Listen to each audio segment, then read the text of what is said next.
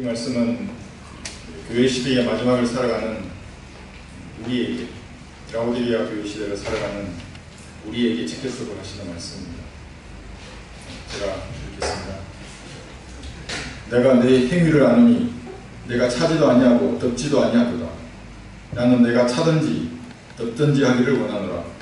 내가 그처럼 미지근하여 차지도 아니하고 덮지도 아니하기 때문에 내가 너를 내 입에서 해내겠노라.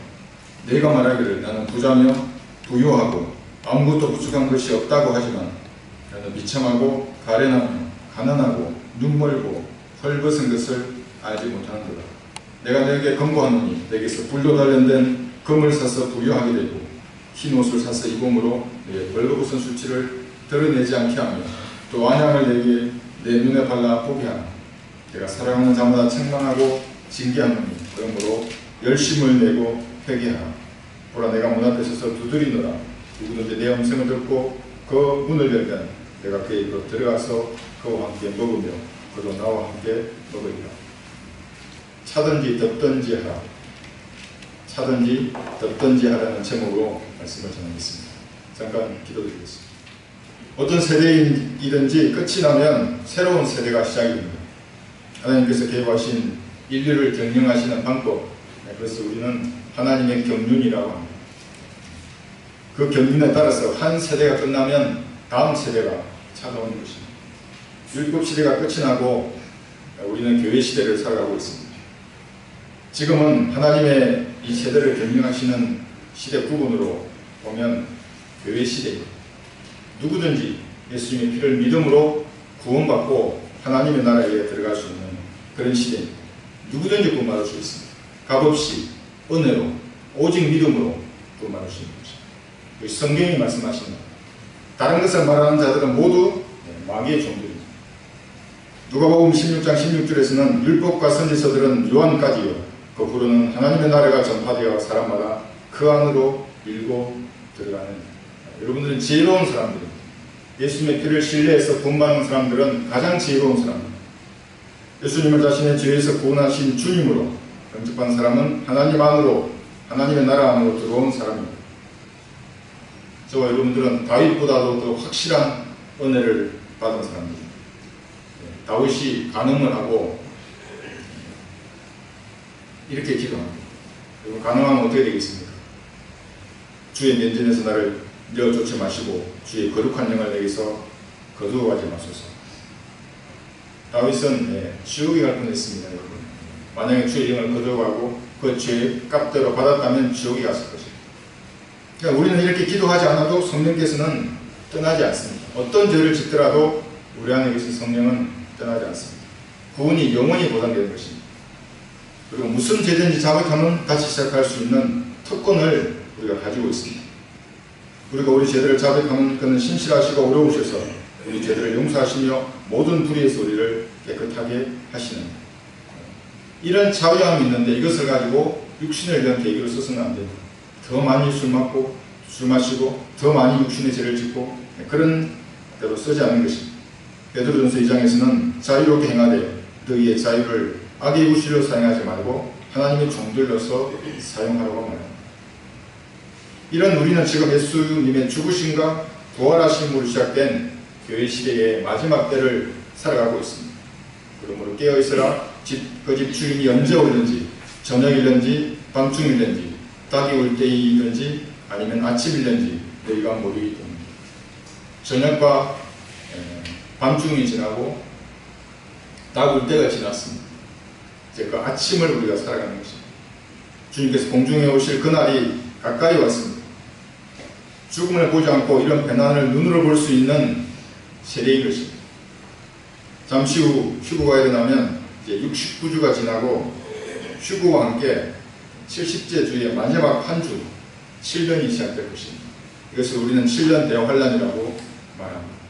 야곱의 고난의 때라고도 부릅니다.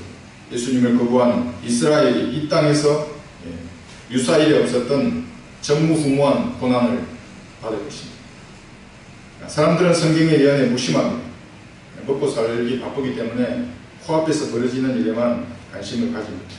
근데 그것은 대부분 자기 밥그릇 싸움, 정치권도 그렇고 세상 일도 보였고 교회들도 마찬가지입니다.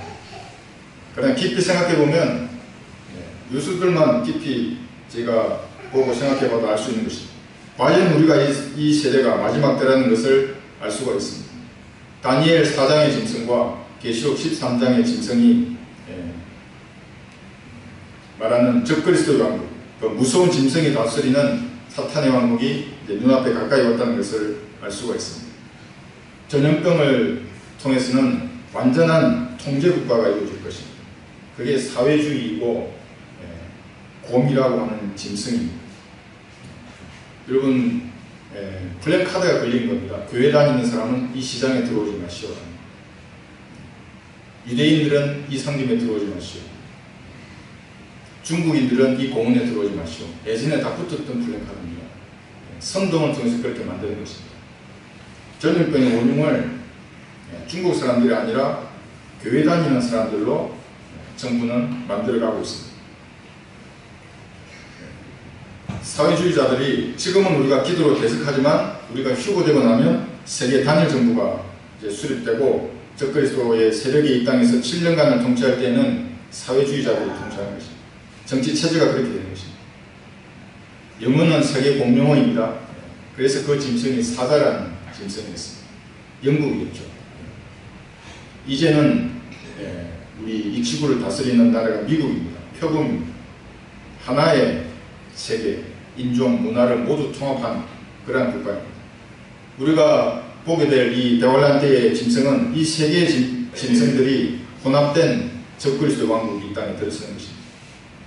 지상의 사탄의 왕국이 들어서기 전에 교회 시대의 마지막을 성경은 라오디게아 교회 시대라고 그렇게 말하고 있습니다. 이 시대는 한마디로 하나님의 주권은 땅에 떨어진 시대입니다. 인간이 그 위에 올라가 있는 시대입니다. 최종 권위가 인간이 됩니다. 목사이든지 교단이든지 교황이든지 그자가 모든 권위를 행사하는 것입니다. 참된 진리를 찾아보기 힘든 시기이고 선과 악의 경계가 무너져 내리는 시대입니다. 모든 언론들을 그들이 다 통제하고 있습니다. 뉴스로부터 드라마, 다큐까지 모든 것들을 그것을 통해서 사람을 시현하는 것입니다. 그래서 그리스도인들이 되면 그런 세상의 것들은 보지 않아야 하는 것입니다. 성경이 인간의 종교심을 만족시켜주는 사치품으로 전락해버렸습니다. 아무런 능력을 발휘하지 못하는 것으로 그들이 만들어버리는 것입니다. 위정자들은 반헌법적인 권력을 행사하는데 주저하지 않습니다. 이들이 믿기로 내세우는 말들이 뭐냐면 사랑과 평화, 민주 이런 단어들인 것입니다. 헌법은 권력자 위에 세우신 하나님의 권세입니다. 그 위에 말씀이 있는 것이죠. 권세자가 자신 위에 있는 헌법의 권위에 복종하지 않는다면 그리스도인들은 그들에게 복종할 의무가 없습니다. 이사야 10장을 보겠습니다. 만약 그들이 자기들의 권력을 이용해서 악한 법을 제정하면 어떻게 되겠습니까? 여기서 악한 법이라는 것은 사회주의 법을 말합니다. 이 나라가 사회주의 국가의 법을 만들어서 시행하면 이 나라가 어떻게 되겠습니까? 이사야 10장 1절에서 3절까지 보시면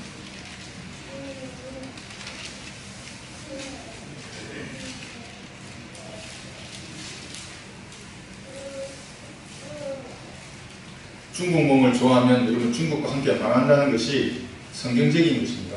사람들은 모르고 그냥 그렇게 말을 하는데 성경에 그렇게 말씀하십니다. 불의한 법령을 반포하는 자들과 자기들이 제정한 억압을 기록하는 자들과 공핍한 자를 판결해서 따돌리고 내 백성 중 가난한 자로부터 권리를 빼앗고 과부들을 자기들의 먹이로 삼으며 압이 없는 자에게 강탈하는 자들에게 화 있으리라. 감찰의 날과 먼 곳으로부터 올 멸망의 날에 너희가 어찌하겠느냐. 너희가 누구에게 도피하여 도움을 구하겠느냐. 너희가 너희 영광을 어디에다 남겨두겠느냐. 불의한 법령을 반포하는 자들은 망하는 것입니다. 여기 5, 6절 보시면 나의 진노의 막대기인 오 아시리아이나 그들의 손에 있는 몽둥이는 나의 분노라. 내가 그를 보내어 위선적인 민족을 대적게 할 것이요 내가 그에게 명하여 내 진노의 백성을 대적하여서 전리품을 취하고 약탈물을 탈취하며 그들을 거리에 쥐는같이 짓밟게 하리라. 하나님께서 민족을 보내셔서 전쟁을 일으키게 하는 것입니다. 비참하게 패배하는 것입니다. 우리나라도 마찬가지입니다. 만약에 사회주의도 반포되는데도 국민들이 환호하면 어떻게 되겠습니까? 이 말씀대로 되는 것입니다. 아시리아가 아니겠죠. 주변에 있는 국가들 중에 누가 있겠습니까? 북한입니까? 중국입니까? 미국이나 일본은 아니겠죠. 전쟁을 통해서 심판을 받는 것은 이렇게 나름대로 합당한 이유가 있는 것입니다. 인간 목사나 교황은 기록된 말씀이 앉아서 성경의 옳고 그름을 판단하는 그런 시대가 되어버렸습니다. 거기서 썩을 인간이 자신의 직분이나 학위로 기록된 말씀을 판단하는 것은 참으로 우스운 일입니다. 누가복음 16장에서는 주께서 그들에게 말씀하시기를 너희는 사람들 앞에서 스스로 어렵다고 하는 자들이지만 하나님께서는 너희의 마음을 아시느니라. 이는 사람들 가운데 크게 높임을 받는 것이 하나님 보시기에는 가증스러움이라고 하시더라. 성령께서 자기 안에 내주하는 사람이 바른 말씀 위에서 주님과 교제하면 하나님께서는 지혜와 은사를 그 사람에게 주셔서 하나님의 일을 하도록 하시는 것입니다. 그러나 교제하는 방법을 모르는 이런 종교적인 사람들은 하나님의 일을 비웃고 조롱하는 것입니다. 여기 나오는 목사들, 교단에 속해 있는 자들인 것입니다. 교황의 체제 속에 들어가 있는 그런 자들 마찬가지입니다. 이 시대의 특징은 15절에서 말씀하시듯이 내가 내 행위를 아노니 내가 차지도 아니하고 덮지도 아니하는도다. 나는 내가 차든지 덮든지 하기를 원하노라. 하나님이 원하시는 것입니다. 차든지 덮든지. 세상에서도 여러분 싱거운 자들 별로 좋아하지 않지 않습니까? 군대도 마찬가지입니다. 군대에도 전투를 준비하는 진짜 군인들이 있습니다. 항상 새로운 전술을 고안해내고 전투를 위해서 부대를 훈련시키는 정말 존경할 만한 선배 장교들, 후배 장교들 많이 알고 있습니다.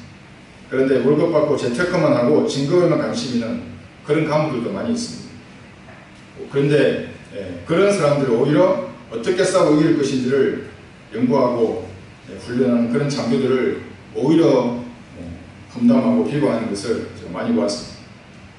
서서히는 박습니다. 그런 사람들.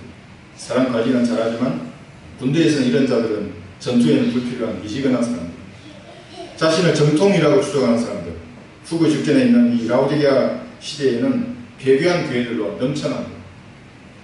주변에 많은 규모가 큰 대형 교회들 보시면 그런 것입니다. 이들은 은혜의 복음을 전파해서 사람의 혼을 살리는 일에 대해서는 참으로 미지근합니다. 혼을 찔러서 이겨올 만한 그런 전도지를 정말 보지 못했습니다. 저는 항상 거리에서 누군가 전도지를 나눠주면 달라고 합니다. 읽어봅니다. 한심하게 짝이 없는 전도지입니다.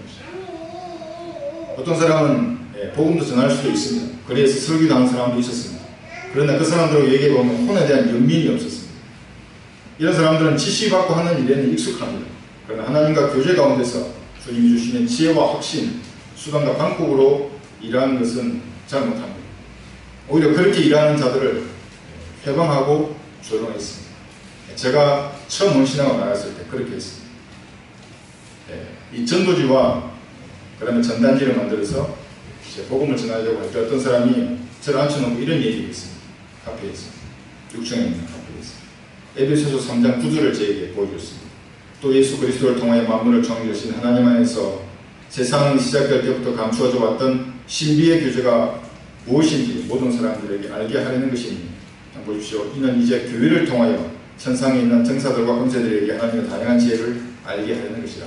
이 교회를 통해서 하나님의 지혜를 알게 하는데 이 교회가 지역교회라고 말하는 것입니다. 그러니까 지역교회에서 지시하는 것만 하라. 저한테 직접 얘기했습니다. 석사를 나왔다는 분이. 그런데 이 르크만 추적서에 그대로 나와 있습니다. 여기서 말하는 교회는 지역교회도 아니고 건물도 아니고 여러분 개개인입니다. 여러분 개개인. 고린도전서 10장 32절에 나와 있는 그 하나님의 교회. 그리스도인들은 하나님의 지혜를 나타내는 일을 이제 하는 것입니다. 기도 응답을 통해서 가능합니다. 그래서 영적인 지도자들은 이런 해안을 가지고 있습니다. 그 일을 통해서 과연 하나님께서 그 일을 시작하셨고 하나님의 지혜로 일이 진행되어 있는 것인가를 보는 것입니다. 우리가 하는 일을 통해서 하나님의 지혜를 드러내기 위해서는 주님과 올바른 교제가 있어요. 요한복음 5장 36절에서는 그러나 내게는 요한의 증거보다 더 큰 증거가 있으니 이는 아버지께서 내게 주셔서 완수하게 하신 일들이라. 내가 행하는 바로 그 일들이 나에 관한 증거니 곧 아버지께서 나를 보내셨다는 것이라. 예수님께서 하나님 아들이시라는 증거는 그분의 하시는 일들입니다. 그 사람이 하는 일이 그 사람을 증거했습니다. 우리도 마찬가지입니다. 우리가 하는 일이 우리를 증거하는 것입니다. 그 일이 바로 우리 자신입니다. 요한복음 4장 32절에서 보시면 그러나 주께서 그들에게 말씀하시기를 나에게는 너희가 알지 못하는 먹을 음식이 있느니라고 하시니 제자들이 서로 말하기를 누가 주께 드실 것을 가져다 드렸는가라고 하더라. 예수께서 그들에게 말씀하시기를 나의 음식은 나를 보내신 분의 뜻을 행하고 그분의 일을 완성하는 것입니다. 이게 음식이 일을 하는 것입니다. 일을 완성하는 것이라고 예수님 말씀하셨습니다. 우리는 하나님의 말씀만 음식이라고 생각하지 않습니다. 영적인 음식이라고. 그런데 하나님이 일을 하는 것이 음식이라고 말씀하십니다. 기도를 통해서 주님으로부터 받은 일을 찾아서 하는 것입니다. 그 일을 함으로써 그리스도인들은 영적 양식을 얻고 힘을 얻는 것입니다. 그러므로 하나님이 일을 하지 않는 그리스도인들에게는 영적인 힘이 없습니다. 이건 하나님이 각자에게 하시는 일을 하는 것입니다. 여러분 각자에게.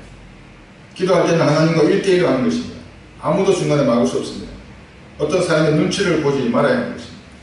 만약에 기도에서 어떤 확신을 주면 저 사람이 싫어하면 어떻게 하지? 저 사람이 싫어하는 것은 하지 않을 거야. 이런 자세로 기도하시면 하나님께서 지시하지 않습니다. 결과를 정하지 말고 하나님께서 말씀하시면 실행하겠다는 결연한 자세를 가지고 기도하는 것입니다. 그러면 하나님께서 그 사람에게 말씀하시는 것입니다. 저와 연루되지 않은 상태에서 주님께 정직하게 말씀드리면 반드시 지혜를 주십니다.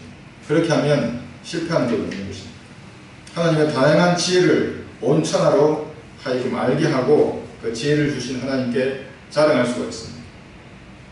이렇게 창조주와 1대1로 교제하면서 살아가는 것, 이것이 성경주를 믿는 사람들입니다. 누군가 지시해서 하라고 하는 일이 있고 하나님께서 여러분 간에 주시는 확신 가운데 하는 일이 있는 것입니다. 그 확신으로 사는 것이 성경주를 믿는 사람들입니다. 그래서 창조주와 1대1로 무슨 말을 할지 모르기 때문에 특별히 성경주를 믿는 사람들은 서로 각별히 주의해서 편리하지 않도록 해야 하는 것입니다. 누군가 하나님이 하는 일의 승인을 받고 하나님의 승인을 받고 하는데 반대하고 있다면 어떻게 되는 것입니까? 하나님의 일을 반대하는 결과를 예측해보고 찬성과 반대를 신중하게 결정해야 합니다. 그런데 겉으로 하나님의 일이라고 하니까 찬성하는 척하면서 속으로는 다른 마음을 또 먹어서는 안 되는 것입니다. 이것이면 이것이고 저것이면 저것으로 분명한 태도를 보여야 합니다. 남들이 하나님의 일이라고 확신하고 한다고 해서 그런 확신이 자신에게 저절로 오지는 않습니다. 확신이 없으면 최소한 하나님의 일로 여겨지면 도움은 주지 못하더라도 이건 방해를 해서는 안 되는 것입니다. 하나님께서 승인하시고 추진하시는 일인지 아닌지 분별이 그래서 필요합니다. 분별이 없으면 자신을 낮추어서 기도에서 분별력을 가져야 합니다. 하나님께서는 차든지 덮든지 둘 중에 하나를 원하십니다. 나는 내가 차든지 덮든지 하기를 원한다. 그러나 사람들은 대부분 중간을 선택합니다. 그냥 그것이 안전하기 때문입니다. 교회에서도 인정받고 지역사회나 세상에서도 인정받는 그런 그리스도인을 원하는 것입니다. 사람들은 미지근함을 좋게 포장해서 중용이라고 합니다. 지나치지도 않고 모자라지도 않는 삶을 사는 것입니다. 길을 간절히 피는 좋은 말도 들리지만 성경에서는 이런 사람들을 회색분자라고 합니다. 차든지 덮든지 둘 중에 하나입니다. 그래서 제가 존경하는 목사님 설교를 들어보십시오. 뜨겁지 않습니까, 여러분? 거기에 타협하는 말이 있습니까? 전혀 없습니다. 하나님은 분리주의가 있습니다. 하늘나라 아니면 지옥이지 연옥은 없습니다. 구천을 떠돌거나 혼의 수면 이런 거 없습니다. 빛의 자녀가 아니면 마귀의 자녀인 것입니다. 의 아니면 불의입니다. 하나님 결코 중용을 선택하지 않습니다. 구원받고 영적으로 성장하려는 사람은 영적으로 너무 올라가면 그 다음에 떨어지면 많이 아프기 때문에 반반씩 섞어서 미지근한 삶을 선택하는 경우가 있습니다. 저도 처음에 아무것도 몰랐을 때 감당할 수 없는 은혜가 저한테 찾아오자 기도하기를 멈추었습니다. 더 이상 기도했다가는 내가 이상한 사람이 될 것으로 이렇게 생각을 하고 성경도 좀 많이 읽고 나태하게 며칠을 보내고 그런 적도 있습니다. 떨어지면 너무 아프기 때문에 영적으로 올라갔다가 선교하지 않는 교회는 죽은 교회라고 하니까 교회에 선교 헌금을 내는 것으로 선교를 대체하기도 합니다. 교회에 선교 후원을 물질로 드리는 것은 차선인 것입니다. 선교사를 파송하는 게 최선이죠. 우리가 복음을 전하는 게 그게 최선이죠. 제한되기 때문에 물줄을 드리는 것입니다. 가능한 문이 열리면 직접 복음을 우리가 땅끝까지 전해야 하는 것입니다. 돈만 이겨내고, 제가 그런 얘기를 들었습니다. 어떤 사업하시는 분에게. 돈을 많이 벌면 후원을 하고 싶다. 정말 말씀을 드리고 싶었는데, 그 차선인 것입니다. 가끔 기도와 말씀에 감동하고 구제도 하고 후원도 하지만 그런 교회는 미지근한 교회입니다. 교회에서 지시하는 몇 가지 일을 한다고 해서 자신을 향한 하나님의 온전한 뜻을 수행했다고 이렇게 생각해서는 안 되는 것입니다. 자신이 복음을 위해서 드릴 수 있는 고난이나 헌신의 폭을 스스로 제한해서는 안 됩니다. 제가 처음 헌신했을 때 느꼈습니다. 하나님의 군사는 어디 있냐고 제가 아무것도 몰랐을 때, 지금부터 5년 또 더 전에 군사는 어디 있냐. 모두가 자기가 정해놓은 그 울타리 내에서 안전하게만 하는 것입니다. 공격적으로 나가야 되는데 이 마귀의 진이냐. 육신의 죄를 짓지 않는 삶은 하나님의 선한 뜻 가운데 사는 사람입니다. 세상 사람들 중에도 이런 존경할 만한 품을 가지고 깨끗한 삶을 사는 저도 많은 사람들을 알고 있습니다. 가끔 거리도에서 설교하고 불행한 이것은 하나님이 기뻐하시는 뜻 가운데 사는 사람입니다. 그러나 대부분 이 수준에 머물러 있으면 주의해야 될 것이 장시간 성장하지 않으면 정체되고 그러면 이제 많은 분란이 일어나는 것입니다. 육신의 죄보다 더 큰 죄가 바로 영적인 바리새인들이 짓는 영적인 죄들입니다.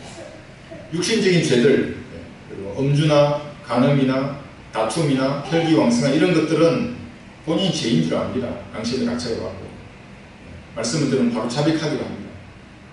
그런 사람들과 저는 얼마든지 교제할 수 있습니다. 얘기해주고 이렇게 그러면 돌아오기도 합니다. 근데 영적인 이런 죄들은 뭐냐면 본인이 알지 못한다는 데 문제가 있습니다.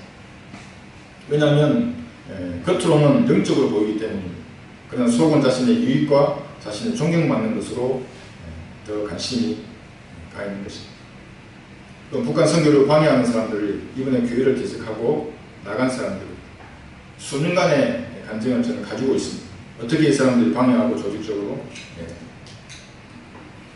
하나님의 일, 복음 전파를 방해하는 것은 하나님 앞에 사실 큰 죄입니다. 저는 주의해야 한다고 늘 강조했습니다. 그 사람들이. 그런데도 끝까지 그들은 반대했습니다. 자신만을 향한 하나님의 온전한 뜻을 깨달아서 그것을 믿음으로 실행하는 사람이 신실한 그리스도입니다. 불행하고 거기에서 설교하는 것은 당연한 일입니다. 마귀의 세력에 무서워서 방구석에 처박혀 있는 것은 참으로 부끄러운 일입니다. 떨치고 일어나가야 되는 것입니다. 죄와 지옥과 심판에 대해서 말할 수 있어야 하는 것입니다. 자신만을 향한 하나님의 온전한 뜻이 무엇인지 알아서 그것을 수행하는 사람이 그러면 다른 사람으로부터는 반드시 비난과 모함을 받게 되어 있습니다. 그렇게 하는 사람이 대부분 신앙을 가진 신실한 그리스도입니다. 제가 만든 그림 전도지와 부채가 기존에는 하지 않는 거였습니다. 때문에 조금 거부하신 분이 있을 것입니다. 시키지도 않는 일인데 왜 하는가? 제가 처음부터 들어온 얘기입니다. 교회에서 시키지 않는데 왜 그 일을 하는가? 이 일 때문에 교제하지 않겠다고 하신 분들이 있습니다. 그런데 그렇게 생각하기 전에 과연 이것이 하나님의 지혜로 만들어진 것인가 아닌지를 이렇게 한번 판단해 보시기 바랍니다. 가져가서 읽어보시고 전혀 성령께서 역사하시는 것이 보이지 않는다 그러면 그렇게 판단하셔도 됩니다. 그러나 다른 것은 다 일체 배제하고 과연 이것을 읽고 이것을 보고 주인이 구원받을 수 있는가 없는가만 판단해 보시면 되는 것입니다. 복음을 분명하게 제시했는가, 쉽게 받아들여지도록 만들어졌는가를 한번 판단해 보시기 바랍니다. 전단지도 한번 읽어보시고 복음 전도지도 읽어보시고 그렇게 판단하시면 좋겠습니다. 그 열매가 있는지를 판단해야 합니다. 기존 관행에 따라서 했던 일인가 아닌가 이렇게 해서 판단하는 것은 잘못된 기준이라고 잘못된 기준인 것입니다. 아무도 북한에 은혜의 복음을 전하지 않는데 제가 예전에 온 지 얼마 되지 않은 제가 이제 하니까 반대하는 분들이 그때 많았습니다. 대통령도 경기도지사도 하지 말라고 하는데 왜 저렇게 하는가 참으로 많은 얘기를 들었습니다. 이해합니다. 저도 육신이 있기 때문에 왜 이런 사역을 해야 하는가 많이 생각해 보았습니다. 그림 전도지, 부채, 북한의 복음을 전하는 것에 대해서 저도 처음에는 거부했습니다. 교회에서 지시사항이나 잘 하지 왜 이런 고생을 사서 하는가 그렇게 말하는 hin계들도 많이 있었습니다. 평온한 길을 외면하고 고생길을 택하겠는가? 저도 생각해 보았습니다. 그러나 주님께서 기도하시면 주시는 그 확신을 버릴 수 없었습니다. 길을 걷거나 목사님의 설교를 들을 때마다 주시는 그 확신을 정말 거부할 수 없었습니다. 죽어가는 저들에게 누가 기회를 줄 것인가? 누가 이 일을 할 것인가? 참고 인간과 종교와 썩지 아니함을 구하는 자들에게는 하나님이 분명히 복음을 들을 기회를 주신다고 성경에 기록했는데 북한 사람들에게 누가 기회를 줄 것인가? 저는 그렇게 생각해 보았습니다. 모퉁이돌 선교회라고 하는 제도화된 교회도 합니다. 그런 선교회들도. 그럼 우리는 그들보다 못한 것인가? 많이 생각해 보았습니다. 많이 기도했고 확신을 주셨습니다. 이후에 여러 가지 환경을 주님께 직접 주관하셨습니다. 반대하신 분들에게는 그래서 제가 안타까움을 가지고 있습니다. 하나님은 저보고 하라고 하시는데 사람들이 반대하기 때문인 것입니다. 북한 선교나 전도지 사역에 대해서 여러분 교회 재정을 달라고 하거나 또는 제가 어떤 사람들에게 구걸해서 이 사역을 하지 않습니다. 왜냐하면 하나님께서 분명히 하나님의 방법으로 채워주시겠다고 제게 얘기했기 때문에 그렇습니다. 제가 어떻게 알겠습니까? 그게 하나님의 말씀인지 아니면 제 스스로 생각하는 건지. 제가 아는 것은 뭐냐면 저는 이걸 하기 싫어하는데 너무나 가슴 속에 이런 말씀으로 저를 푸시하셨기 때문에 정확히 알고 있습니다. 처음 제가 후원 얘기를 했던 것은 교회 기도 제목에는 있는데 정작 후원은 외부 사람들이 했기 때문에 그렇습니다. 어떤 사역이든지 교회가 중심이 되어야 하는데 제가 배우기로 아무도 교회가 없이 어떤 단체가 일을 한다는 것은 성경적이지 않았기 때문에 우리 교회가 그 일을 맡게 되었던 것입니다. 그리고 여러분에게 무슨 일을 하라고 하지 않습니다. 북한 선교나 전도지 관련해서. 왜냐하면 자원해서 하려고 하는 분들이 많이 계시기 때문에 그분들이 일을 하면 됩니다. 우리는 다만 기도하자는 것입니다. 책임은 제가 다 진다고 말했습니다. 만나는 모든 사람들에게. 목회자가 비전을 제시했는데 그것이 반성경적이지 않다면 수용하고 함께 기도하는 것이 저는 성경적이라고 생각합니다. 왜냐하면 빌립보서 1장 18절에서는 그러면 무엇이냐? 가식으로나 진실로나 무슨 방법으로 하든지 전파되는 것은 그리스도니 이것으로 내가 기뻐하며 앞으로도 기뻐하리라. 여러분 혹시 북한의 복음이 전파되는 것에 대해서 불쾌하십니까? 아니면 혹시 이 보존된 성경이 전파되는 것이 불쾌하신 것입니까? 아닐 거라고 저는 생각합니다. 아니면 은혜의 복음이 녹음 파일로 전파되었습니다. 혹시 이것이 불쾌하시거나 아니면 제가 그 일을 한다고 해서 불쾌할 수도 있을 것입니다. 그러나 그렇다고는 저는 생각하지는 않습니다. 성경은 어떤 이유로든지 복음이 전파되는 것을 보면 기뻐하라고 말씀하십니다. 제가 법률이나 행정명령을 여러분 어기지 않습니다. 어기면 제가 얘기하고 어길 것입니다. 저는 이 일을 시작할 때 주님 앞에 제가 감옥에도 가겠다고 말씀드렸습니다.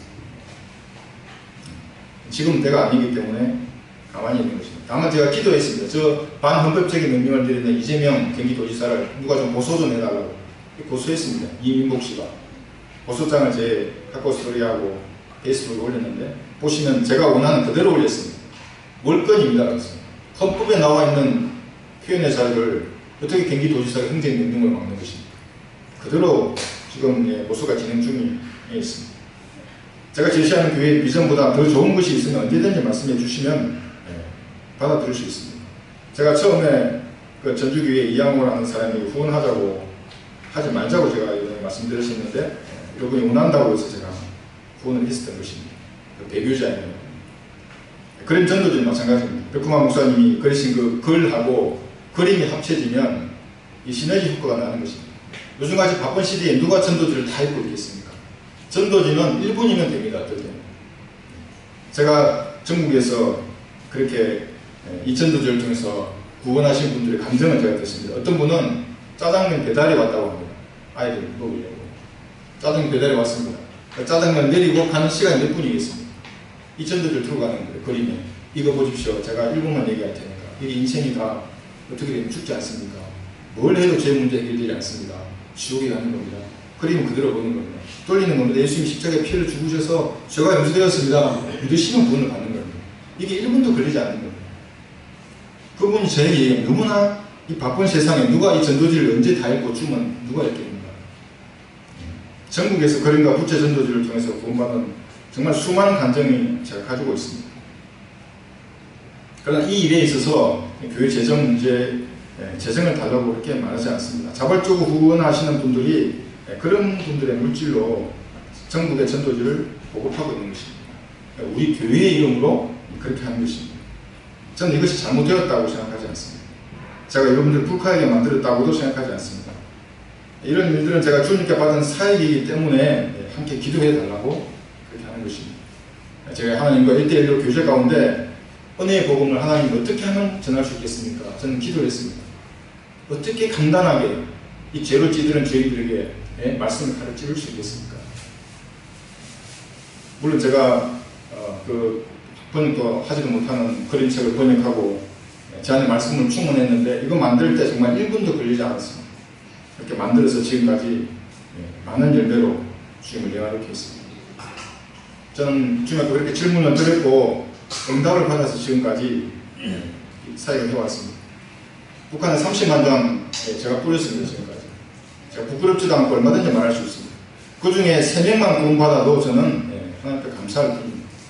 복음을 전하는 것보다 삶의 여러 가지 문제를 해결하고 주님께 위로받는 것이 우선이라고 이렇게 반문할 수도 있습니다. 어떤 목사님도 저에게 그렇게 충고해 주셨습니다. 위로와 문제 해결 이것이 우선이지 왜 그렇게 복음을 전하고 하는 그런 얘기를 하느냐. 네, 맞습니다. 옳은 말씀이십니다. 그런데 하나님께서 주시는 위로를 받지 않고 어떻게 이 모순된 세상에서 그리스도인들을 살 수 있겠습니까?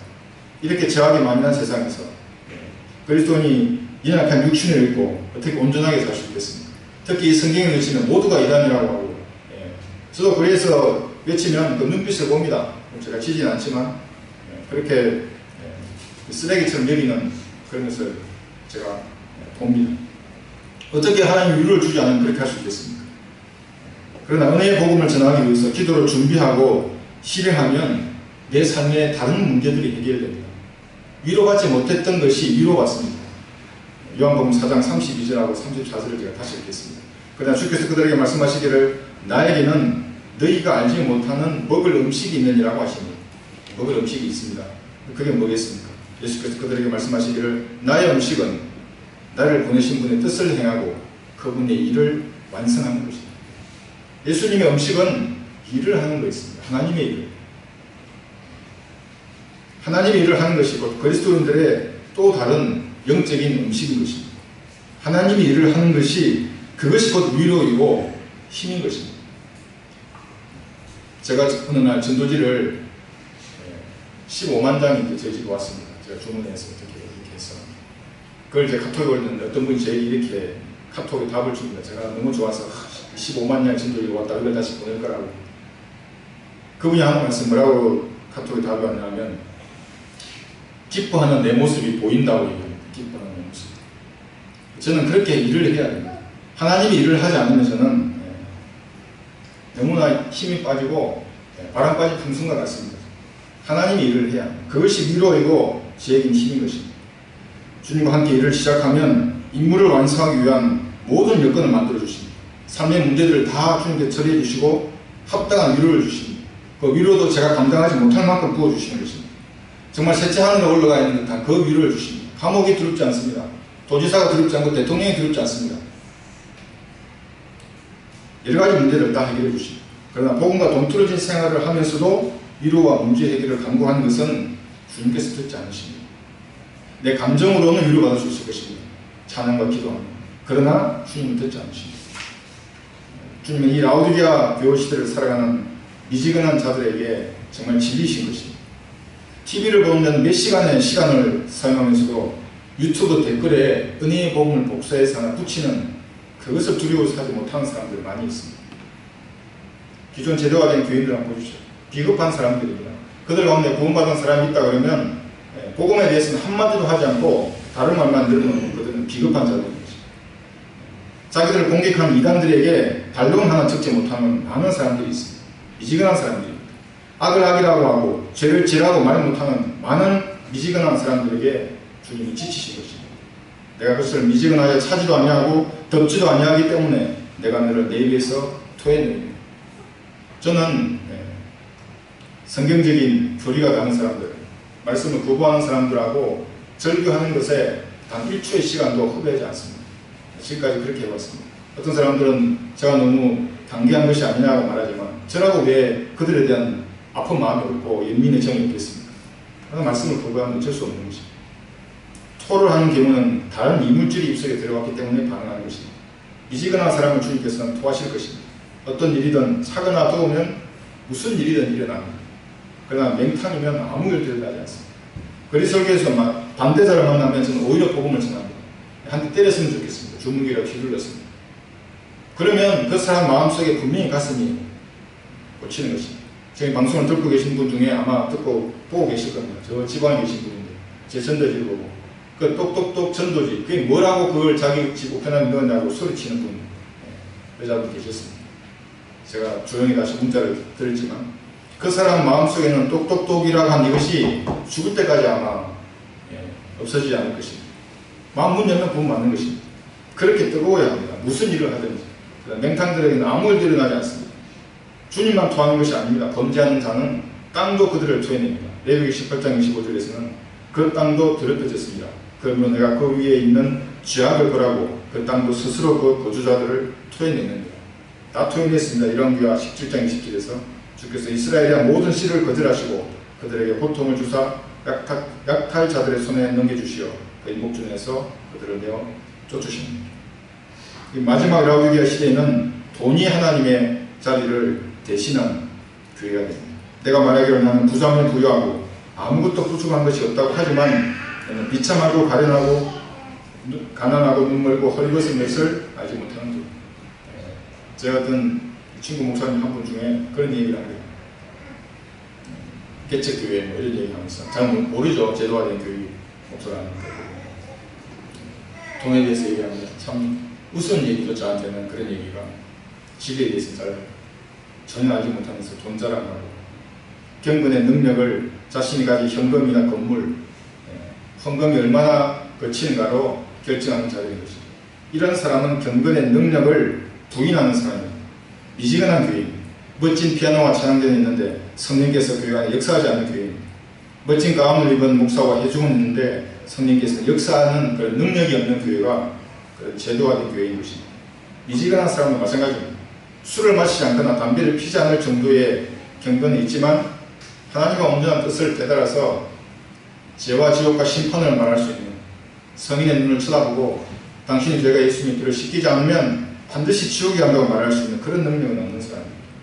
미지근한 사람은 의사나 변호사, 군수나 도지사, 국회의원, 대통령에게 당신의 죄가 예수님의 피를 씻기지 않으면 지옥에 간다고 말할 수 있는 그런 능력은 없습니다. 미지근한 사람은 거리에서 진리를 외칠 능력이 없습니다. 예수님을 위해서 세상에 쓰레기가 되고 세상에서 바보가 될 능력이 그들에게는 없습니다. 배교자들과 타협하지 않을 능력도 없습니다. 인간관계를 위해서 이 사람 저 사람과 좋은 관계를 형성하고 그것을 자랑으로 치닫는 것입니다. 반헌법적이며 반성경적인 이런 위정자들에게 그것은 죄라고 말할 능력이 그들에게는 없습니다. 모든 미지근한 사람들입니다. 비참하고 가련하며 가난하고 눈멀고 헐벗은 사람들입니다. 그럼 어떻게 하면 되겠습니까?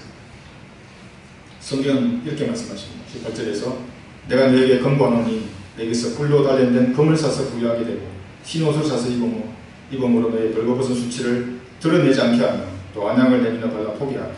의외로 간단합니다. 이 금을 사라는 말이 세상 금이 아니라 불로서 단련될지라도 없어져 버리는 금보다 훨씬 더 귀한 것, 믿음인 것입니다. 베드로전서 1장 7절에 이렇게 말씀합니다. 너희 믿음의 시련이 불로서 단련될지라도 없어져 버리는 금보다 훨씬 더 귀하게 되어 예수 그리스도께서 나타나실 때에 칭찬과 존귀와 영광을 받게 하려 합니다. 믿음의 시련을 통해서 금보다 더 귀하고 이것이 주님께 칭찬과 영광과 존귀를 받게 하는 것입니다. 믿음이 시련을 통해서 단련될 때 그런 것입니다. 금보다 더 귀한 믿음은 어떻게 처음 형성되어 있습니까? 오직 성경 외에는 없습니다. 바른 성경 외에는 믿음을 형성할 수 있는 방법이 없는 것입니다. 그럼 제도화된 교인들은 믿음이 있는 것입니까? 없는 것입니까? 그들에게 믿음이 없는 것입니다. 성경이 틀렸기 때문에. 다른 교리입니다. 그 사람은. 다른 영이고 다른 예수로 시장에 있는 사람들인 것입니다. 그러나 우리도 구원받았지만 쉽게 사람이 변화되지 않습니다. 구원받기 전에 누렸던 그 가치관이 쉽게 바뀌지 않는 것입니다. 그래서 말씀으로 생각의 틀을 부수고 다시 지어야 하는 것입니다. 성경의 믿음은 반드시 시련을 견뎌야 하는 것입니다. 이유를 알 수 없거나 부당한 일을 당하더라도 그것은 하나님의 뜻 안에 있는 것입니다. 자신의 생각에는 분명히 죄도 짓지 않았고 인간적인 실수도 한 적이 없고 하나님의 일도 열심히 했는데 고난이 다가올 수 있습니다. 신실하다는 평판을 받는 사람에게 오해를 받는 일이 생기기도 하고 비판의 대상이 되기도 하며 자신의 열심히 오해를 받기도 합니다. 저도 그런 경우가 있었습니다. 몇 번을 장애물에 봉착해서 더 이상 전진하지 못할 경우가 많이 있었습니다. 그리스도인들은 세상 사람들보다 더 많은 고난과 시련을 겪습니다. 왜냐하면 보통 사람들은 그냥 인생을 살아가면서 겪는 그런 고난만 겪는 것입니다. 그런데 그리스도인들은 어떻게 되겠습니까? 교회와 관련된 일에 또 그리스도인들 사이에 또 다른 시련을 받기 때문입니다. 왜냐하면 마귀가 있습니다. 마귀. 이 지역에서 가장 강력한 마귀는 우리 교회를 보고 있는 것입니다. 왜냐하면 우리가 마귀의 대적이기 때문입니다. 자그마한 일로 마귀는 그 돌파구를 확장시키려고 계속해서 공격하는 것입니다. 그래서 중대에 수많은 사람들이 이 믿음의 경주를 포기해버렸습니다. 위로만 받으러 교회에 왔습니다. 삶의 문제를 해결하고 위로받으러 교회에 왔는데 위로는 고사하고 더 많은 문제들이 생기니까 어떤 사람들은 이 교회를 그냥 포기해버리고 평안한 길로 가는 겁니다. 이 성경만 보면 어쩌면 더 평안합니다. 감리교나 장로교 가면 고난이 없습니다. 시련도 없고 자기 스스로 생기는 고난과 시련들입니다. 그런데 하나님께서 여기는 분명한 목적을 가지고 시련을 주시고 고난을 주십니다. 저도 마찬가지입니다. 흰 옷을 입으라. 옷은 그리스도인들이 옷을 입은 그리스도인들이 입은 반면에 옷을 벗은 그리스도인도 있습니다. 고린도후서 5장 3절에는 만일 우리가 옷 입고 있다면 벗은 채로 발견되지 아니하리라. 구원받기 전에 옷은 전부 더러운 걸레와 같은 옷이었습니다. 구원받은 후에 우리의 옷은 우리 행위를 통해서 한 땀 한 땀 만든 그런 옷입니다. 우리의 행위가 성경대로 우리 행한 이 행위가 우리의 옷이 되는 것입니다. 계시록 19장 7, 8절에서는 기뻐하고 즐거워하며 그분께 종기를 돌리세요. 이는 어린 양의 혼인식이 다가왔고 그의 아내도 자신을 예비했습니다. 이제 그에게 허락하사 정기라고 인 세마포를 입게 하셨으니 세마포는 성도들의 의라고 합니다. 여러분의 의가 옷으로 있는 것입니다. 구원받은 후 성경대로 행한 순종과 겸손과 성령의 열매들, 하나님을 영화롭게 하기 위해 견딘 고난과 슬픔에 대하여 세마포와 같은 옷을 입을 것입니다. 하나님의 영광이라는 말을 여러분들 참 쉽게 사용하는 것을 볼 수 있습니다. 연예인들이 무슨 상을 받을 때도 하나님께 영광을 돌린다 그러고 제도화된 교인들도 하나님께 영광을 돌린다고 합니다. 무슨 말이겠습니까? 구원받은 그리스도인들이 말씀에 복종하고 하나님께 복종하기 위해서 고난을 선택하는 겁니다. 또 묵묵히 그것에 복종하는 겁니다. 내 인생의 모든 것들을 말씀에 규제받는 것입니다. 그것이 세상 사람들 보기에는 정말 불행이라고 생각할 수많은 그런 고난들을 하나님께 감사함으로 복종하는 것입니다. 바로 그때 하나님께서 영광을 받으시는 것입니다. 세상적인 남편, 아내로 인해서 고통 가운데 있으십니까? 육신적인 자녀들로 인해서 부모들이 눈물로 하나님께 기도하고 계십니까? 복음을 전하다가 욕을 당하시는데 참고 묵묵히 고난을 견디십니까? 아무도 알아주지 않지만 하나님께서 원하시는 일이라는 그 확신 가운데 어떤 일을 수행하고 있습니까? 여러분이 하나님의 말씀에 복종하여 주님만을 위해서 복음과 진리를 위해 그런 고난과 시련을 참고 견딜 때에 온전히 하나님께 복종하실 때에 바로 그때 하나님께서는 영광을 받고 계시는 겁니다. 그것이 완전한 복종에 이를 때까지 복종해야 하는 것입니다. 교회사를 통해서 수많은 순교자들이 생긴 이유가 바로 이것입니다. 하나님께서 영광을 받으시는 것입니다. 그리스도인들은 시련과 고난을 통해서 하나님께 영광을 돌려드릴 수 있습니다. 하나님을 받으라는 말은 요한복음 9장에서 이렇게 말씀하십니다. 그가 대답하여 말하기를 예수라는 사람이 진흙을 이겨 내 눈에 바르고 내게 말하기를 신랑 못에 가서 씻으라고 하기에 가서 씻었더니 보게 되었느라고 하더라. 사람들은 어떻게 눈을 뜨게 되었는가 방법이 궁금했는데 이 사람은 예수라는 사람을 먼저 얘기했습니다. 지옥을 향하던 우리에게 그 눈을 뜨게 해주신 예수님께 보여달라고 방구하고 말씀에 물로 씻으면 제대로 보는 것입니다.